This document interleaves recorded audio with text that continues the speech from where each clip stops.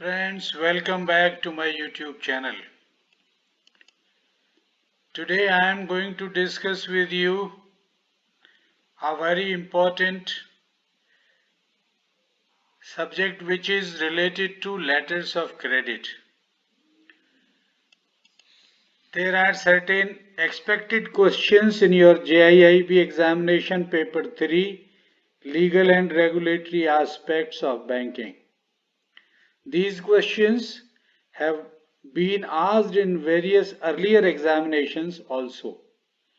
Based on that memory recalled and the received feedback, I have prepared these questions.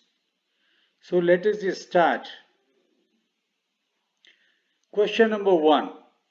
What is a red clause letter of credit? A question has been asked on red clause letter of credit many times in previous examinations. Your options are: which provides the beneficiary an opportunity to avail pre-shipment credit. B. Letter of credit printed in red ink. C. Letter of credit having a clause in red. D. Letter of credit having a dangerous clause. None of these. So answer to this question is A.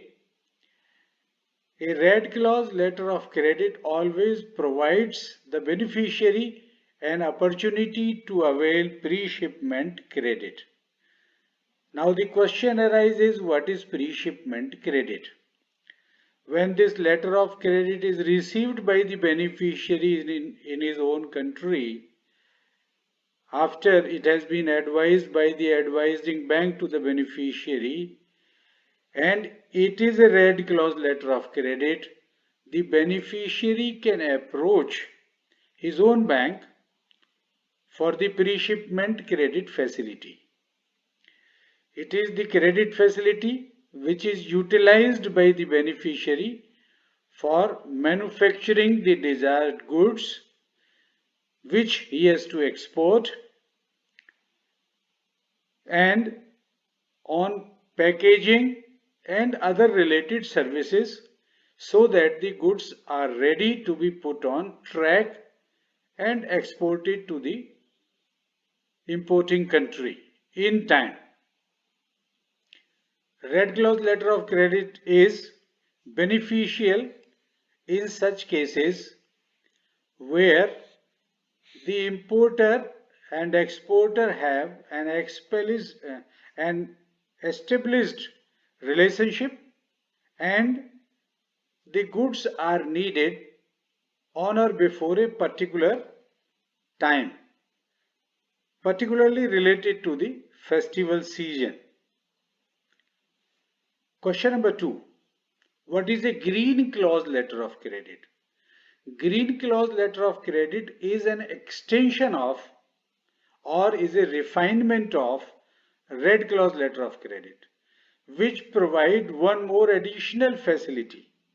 In addition to the pre-shipment credit facility, green clause letter of credit also provides for a storage facility at the port of shipment.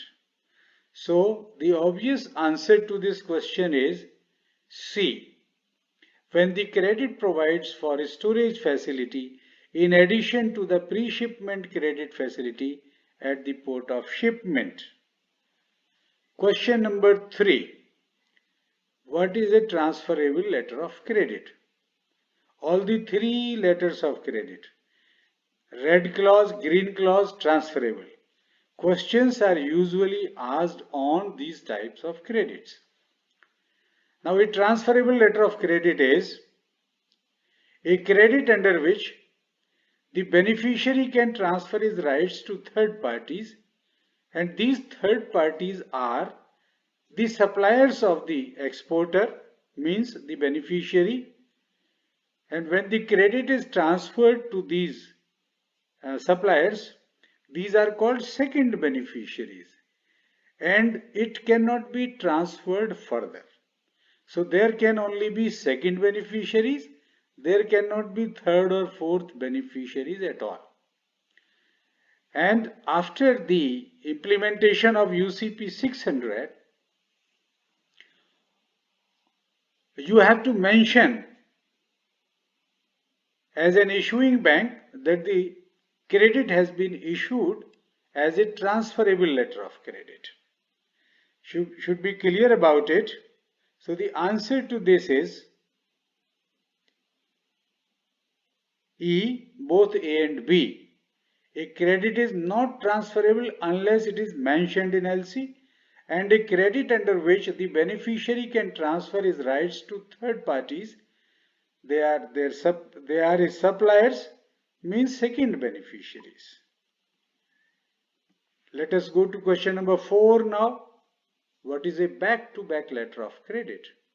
In back-to-back letter of credit transaction, you will find that the beneficiary of the credit, on the security and strength of the foreign LC which he has received from the importing country, issued by the importer's bank, can get another domestic LC issued by his own bank in favor of his suppliers.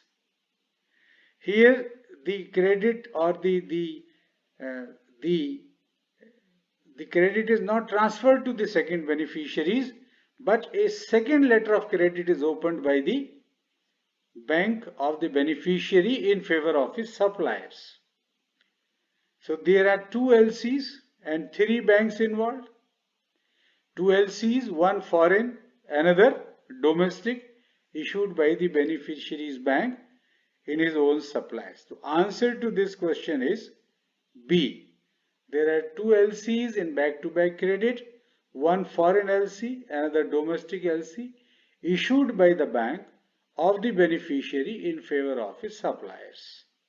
Let us proceed to question number 5. What is an irrevocable letter of credit?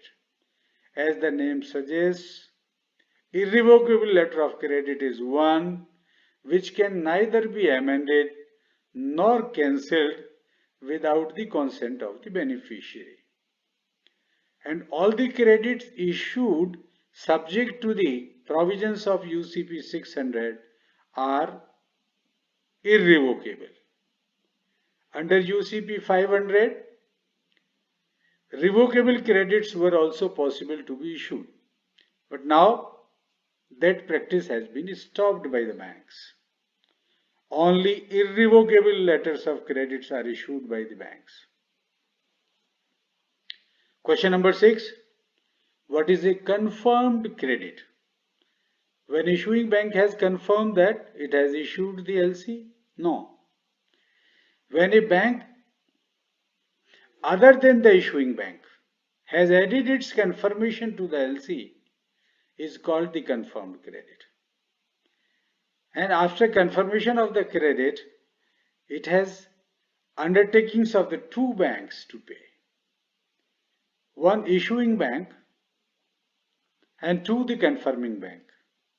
So the beneficiary or the exporter is doubly sure that his payment will be made if he implements or fulfills all the terms and conditions mentioned in the letter of credit. So the answer to this question is both B and C. B, when the bank other than the issuing bank has added its confirmation to the LC, it is called confirmed LC. And after confirmation of the credit, it has undertakings of the two banks to pay, one issuing bank and two the confirming bank. Question number 7. How many banks are involved in back-to-back LC? Back-to-back LC, there are 3 banks involved as I answered in the previous question. I hope this information will be very useful as I have given this video to you just before your examination. Please do like, share and subscribe to my YouTube channel. Also, do not forget to press the bell icon button so that you get my notifications in time. Thank you very much.